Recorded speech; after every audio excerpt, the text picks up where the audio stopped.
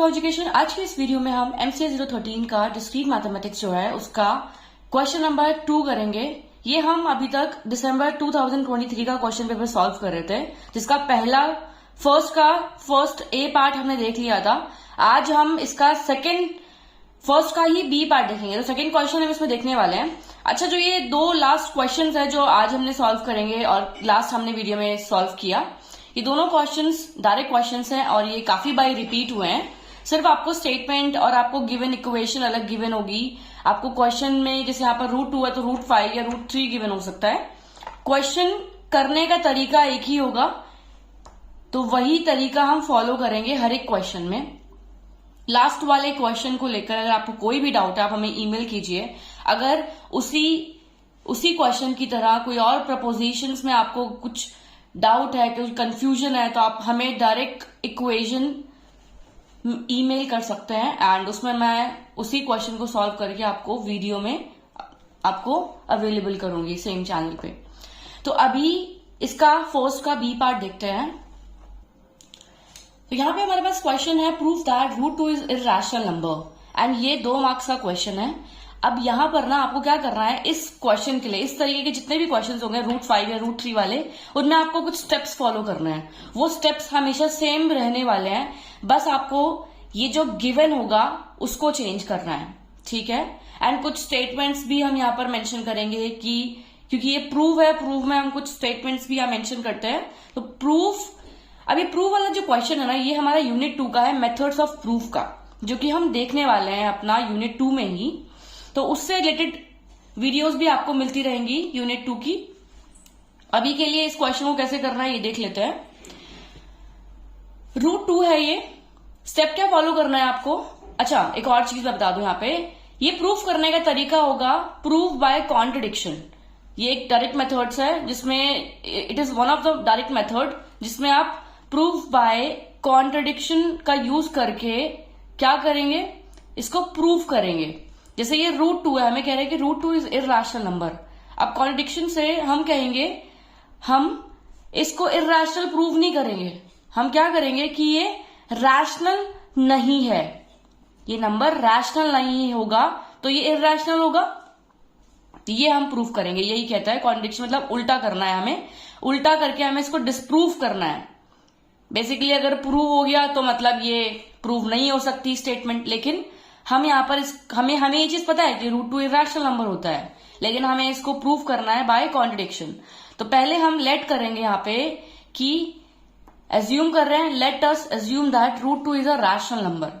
ये सीधी स्टेटमेंट है जो आपको हर एक क्वेश्चन में, जो इस तरीके का क्वेश्चन होगा उसमें आपको यूज करनी है कि हम एज्यूम कर रहे हैं कि जो √2 है ना वो रैशनल नंबर है, ठीक है। रैशनल नंबर है, हमने इसको लेट किया यहाँ पे। देन हम अब रैशनल नंबर की डेफिनेशन देखने वाले हैं कि रैशनल नंबर होने का मतलब क्या होता है। इफ, अभी आप √2 को भूल जाइए, अगर एक नंबर रैशनल है then it can be written in the form of a/b। तो वो नंबर ना a/b की फॉर्म में लिखा जाएगा, where a and b are integers, जहां पर a और b क्या है, इंटीजर्स होंगे। क्या होंगे वो, इंटीजर्स होंगे। हमें पता है इंटीजर्स क्या होते हैं, अगर नहीं पता है तो आप मुझे कमेंट कीजिए, मैं इंटीजर्स का पार्ट भी कवर करूंगी सेपरेटली अलग वीडियो में।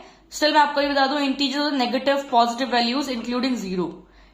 तो आपका +1 +2 -1 -2 जो भी आपकी नंबर लाइन होती है उसमें सारे वो इंटीजर्स होते हैं। इसको और डिटेल में हम अपनी नंबर्स वाले सेक्शन की वीडियोस में देखेंगे। देन हम कह रहे हैं कि a और b क्या होना चाहिए, इंटीजर होना चाहिए, that have no common factor, जिसका कोई कॉमन फैक्टर नहीं होना चाहिए। ये अभी हम देखते हैं, अदर देन 1, मतलब 1 के अलावा कोई कॉमन फैक्टर नहीं होना चाहिए उसका, किसका, उस नंबर का जो हम a/b की फॉर्म में दिखा रहे हैं या जो a/b की फॉर्म में है। एंड साथ ही हम कहते हैं कि b की वैल्यू 0 नहीं हो सकती, ठीक है। तो क्लियर है, b अगर 0 हो गया तब तो वो नंबर का b भी आपका a/b की फॉर्म में नहीं होगा, वो तो a/0 होगा। a/0 मतलब क्या, इन्फिनिटी। तो हमारे पास यहां तक आप स्टेटमेंट इसको याद कर लेंगे एंड देन आपको ये चीज मेंशन करनी है पेपर में। दैट इसका मतलब ये जो यहाँ पर मैंने गिवन लिखा हुआ है ये मैं आपको अभी बताती हूँ। अच्छा, एक नंबर है रैशनल नंबर, लेट कर लेते हैं यहाँ पे 1/2, ठीक है। फिर समझते हैं कि no common factor other than 1 क्यों बोल रहा है। ये 1/2 है। अब 1/2 अगर आप कहोगे तो 1 मेरा इंटीजर है, हाँ ये इंटीजर है, 2 इंटीजर है, यस इट्स इंटीजर। अब हम कह रहे हैं that have no common factor then 1। अगर मैं इसको देखूं तो क्या इनमें से हम कॉमन निकाल सकते हैं इन दोनों में से? यस, हम यहां पे से क्या कॉमन निकाल सकते हैं? 1, क्योंकि ये 1 से मल्टीप्लाई होगा तो क्या आएगा? 1 ही आएगा। 1 से मल्टीप्लाई होगा क्या होगा? 1 ही आएगा, राइट? तो इस नंबर पे जो 1/2 है, जो कि a/b की फॉर्म में है, ये एक रैशनल नंबर है। क्यों है ये रैशनल नंबर? क्योंकि इसका कोई कॉमन फैक्टर नहीं है अदर देन 1, राइट? और b जो है वो 0 नहीं है। और फर्स्ट ऑफ ऑल इसमें सबसे इंपॉर्टेंट कि a और b इंटीजर्स हैं, राइट? तो ऐसे ही अब हमारे पास हमने डेफिनेशन समझ ली रैशनल नंबर होने की। तो आगे बढ़ते हैं, ठीक है? आपको ये स्टेप्स फॉलो करना है। दैट इज के बाद वाली पार्ट को क्या लिखिए, ये a एंड b आर को प्राइम नंबर्स। जो नंबर्स ना जिनका कोई कॉमन फैक्टर नहीं होता 1 के अलावा, उनको हम को प्राइम कहते हैं। सीधी सी बात है इसमें कि जिनका जो ऐसे नंबर जैसे 1 और 2 दो नंबर हो गए, जैसे मान लो जैसे मान लीजिए आप यहाँ पर 21 और 7 दो नंबर है, सॉरी 22 एंड 7 दो नंबर है। तो यहाँ पर अगर आप देखोगे 22/7 मैंने लिखा, तो इनका भी क्या है? 1 मल्टीपल होगा। और कोई कॉमन फैक्टर होगा? नहीं। ऐसा कोई, जैसे अब कॉमन फैक्टर होने का मतलब क्या हुआ? जैसे कि 2/4 है, राइट? 2/4 है तो मेरे पास ये 2 से डिविजिबल हो जाएगा, ये भी 2 से डिविजिबल हो जाएगा, तो 2 से ये भी हो जाएगा, राइट? तो मेरे को 2 से इसको डिवाइड करके क्या मिलेगा? 1 मिलेगा। इसको डिवाइड करके क्या मिलेगा? 2 मिलेगा। तो ये आप दोबारा से ये रैशनल नंबर की फॉर्म हो गई जिसका कोई फैक्टर नहीं है अदर देन 1, राइट? तो ऐसा न्यूमरेटर एंड डिनोमिनेटर जो किसी और से डिविजिबल ना हो, सिर्फ 1 से हो, उसे हम को प्राइम नंबर कहेंगे। और ऐसे ही नंबर्स आपका a/b की फॉर्म में होने चाहिए गिवन, तभी वो एक रैशनल नंबर होगा, राइट? एंड इंटीजर्स भी, राइट? आगे बढ़ते हैं। अब क्या करना है आपको अगले पार्ट में? √2 जो आपको गिवन होगा ना, उसको एज इट इज यहाँ पे लिखना है, √2। अब क्या करने वाले हैं ना, हम अभी ये इंटीजर फॉर्म में नहीं है, हम ट्राई करेंगे इसको सॉल्व करने की और देखते हैं a और b की वैल्यू हम क्या निकाल सकते हैं। क्योंकि अभी ये √2 है, √2 एक इंटीजर नहीं है, तो √2/1 इज इक्वल्स टू a/b। आगे बढ़ते हैं। आपको √2 के नीचे 1 यहाँ पर, क्योंकि कुछ नहीं है तो मतलब 1 है, क्योंकि 1 होगा ही। एंड क्योंकि 1 हम मल्टीप्लाई भी कर सकते हैं नंबर के साथ, डिवाइड भी कर सकते हैं। तो ये लिखेंगे हम इसको अभी a/b की फॉर्म में लिख दिया हमने। एंड देन फिर क्या करना है आपको? क्रॉस मल्टीप्लाई कर लेंगे, तो √2/b कर लेंगे और a मल्टीप्लाई होगा 1 से तो a ही आएगा, ठीक है? अब आपको इसके बाद इतना स्टेप करने के बाद ना, ये सारे स्टेप्स ना सेम होने वाले हैं, चाहे √2 हो, √5 हो, √3 हो, ठीक है ना? ये करना है स्क्वायरिंग बोथ साइड्स करना है आपको, स्क्वायर करना है बोथ साइड्स, LHS RHS दोनों साइड करना है आपको। √2 को मल्टीप्लाई किया 2 टाइम्स तो 2 आता है, तो ये हो जाएगा 2। जैसे √5 अगर यहाँ आता है तो √5 को मल्टीप्लाई करेंगे, मतलब स्क्वायर करना उसका, √5 इंटू क्या होगा? 5 आएगा, ठीक है? b² is equals to a²। ये मेरी पहली इक्वेशन हो गई। पहली इक्वेशन हम इसको मान रहे हैं क्योंकि अभी हम कह रहे हैं कि a² की वैल्यू 2b², हमारे पास ये दोनों इक्वल है, हमारे पास एक वैल्यू आ जाएगी a² की, वो हम यहाँ पुट करेंगे। अभी आपको इतना स्टेप ध्यान में रखना है, सीधा इसको स्क्वायर बोथ साइड्स करना है एंड इसको फर्स्ट इक्वेशन बनाना है, ठीक है? फर्स्ट इक्वेशन क्यों बना रहे हैं अभी आगे देखेंगे इसको। अब b² is equals to a²/2 लिख सकती हूं मैं इसको, राइट? इसका मतलब क्या है कि जो a²/2 लिखा जा सकता है, तो a² डिविजिबल है 2 से, मतलब a की वैल्यू एक ऐसी वैल्यू होगी जो 2 से डिवाइड हो जाएगी, राइट? अगर आप यहाँ देखोगे मैं 2 को यहां लेके जाऊंगी राइट हैंड साइड पे, तो वो डिवाइड में आएगा, a²/2 हो जाएगा। उसका मतलब a² डिवाइड हो जाएगा 2 के। a² को अभी हमें वैल्यू नहीं पता है a² की, अभी हम यहाँ पर प्रूफ कर रहे हैं, तो प्रूफ करने के लिए हमने स्क्वायर किया और साथ ही हम देख रहे हैं कि अगर हम उसको डिवाइड में लेके जाएंगे तो प्रूफ के लिए हम कह रहे हैं कि वो डिवाइड में आ जाएगा, इसका मतलब वो 2 से डिवाइड हो जाएगा, ठीक है ना, 2 से डिवाइड हो जाएगा। तो हम यहाँ पर लिख लेंगे therefore A square is divisible by 2। अगर ए स्क्वायर डिविजिबल बाय 2 है, कोई नंबर है अगर 8, अगर वो डिवाइड हो रहा है 2 से, जैसे मान लीजिए यहाँ पर 4 है इसकी वैल्यू ए स्क्वायर की वैल्यू 4 है, जो कैसे बना होगा 2 into 2 करके बना होगा।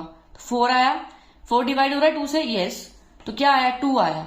तो क्या अगर हम बात कर रहे हैं जो मल्टीपल आपको मिला 4, अगर वो ए होता, सिर्फ 2 होता, तो क्या 2 मल्टीप्लाई होता 2 से? हाँ होता। तो हम कह रहे हैं कि ए भी डिविजिबल बाय 2 है। अगर आपको नहीं क्लियर हुआ है तो मैं बता देती हूँ यहाँ पे। जैसे एक नंबर है ए स्क्वायर की वैल्यू है 4, मतलब ए स्क्वायर कैसे बना होगा अपना, ये बना होगा ए स्क्वायर बना होगा अपना 2 into 2 से 4 बना। तो मेरे पास ए की वैल्यू क्या है यहाँ पे 2 है, राइट, क्योंकि ए 2 बार ही मतलब क्या, ए की वैल्यू क्या है 2 into 2, तभी 4 बना वो। तो ये जो ये ए है क्या ये डिविजिबल है 2 से? यस, क्योंकि स्क्वायर करने पर जो भी मल्टीपल होगा वो उससे भी डिवाइड हो जाएगा। तो ए स्क्वायर का अगर डिविजिबल है 2 से तो ए भी डिविजिबल है 2 से। आपको जस्ट इतना मेंशन करना है। एंड देन हम कह लेंगे कि अगर वो डिविजिबल है 2 से, तो जो ए की वैल्यू होगी ना वो एक 2 के मल्टीपल में होगी, राइट। तो 2 के मल्टीपल में होना क्या, then a is equals to 2c, मतलब 2 से मतलब ए की वैल्यू क्या होगी 2 से आप कोई भी यहाँ पर सी पर वैल्यू रखिए 1 2 3 4 5 6 7 8 9 10, एनी वैल्यू, चाहे पॉजिटिव हो चाहे नेगेटिव हो, 2 से मल्टीप्लाई होगी तो आपके पास वो ए की वैल्यू होगी, वो ए की वैल्यू हमेशा 2 से डिवाइड हो जाएगी, राइट। जैसे देखिए यहाँ पे मान लीजिए मैंने 2 into 2 किया, सॉरी 2 into 4 ले लेते हैं, 4 आया, सी की वैल्यू 4 मान रही हूं मैं अभी, तो ये हो जाएगा 8, क्या 8 आया टोटल। तो ए इज डिविजिबल बाय 8 है ए की वैल्यू, तो 8 2, यस इट्स ट्रू। तो हमने यहाँ पर सिर्फ लिखने का तरीका है, यहाँ पे किसी भी नंबर को अगर हम डिवाइड करना बोलते हैं नंबर से कि ये इससे डिविजिबल है, तो हम उसको उसके मल्टीपल में भी दिखा सकते हैं लिख के, ये तरीके हैं लिखने के।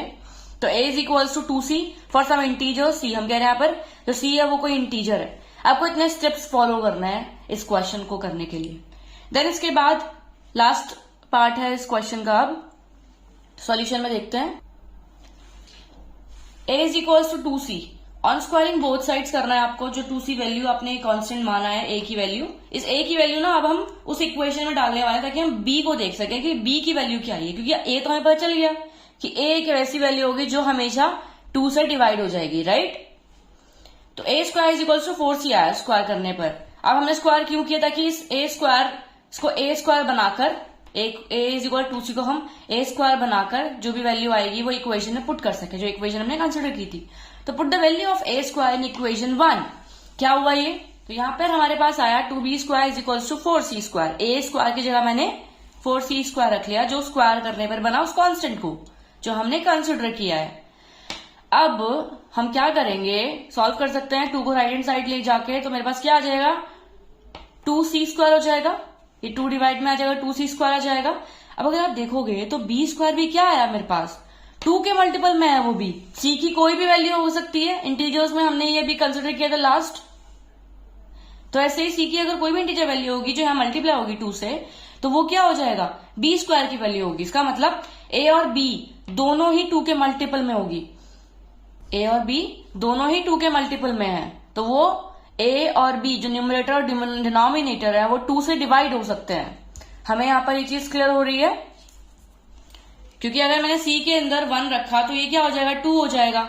अगर ऐसे ही मैंने a के लिए जो वैल्यू यहाँ पे कंसिडर की है a और b के लिए, तो अगर आप देखोगे तो ये a हो जाएगा, तो a के केस में भी वो एक 2 का मल्टीपल होगा, इसको डिवाइड जो भी 2 से डिविजिबल होगा जो कि।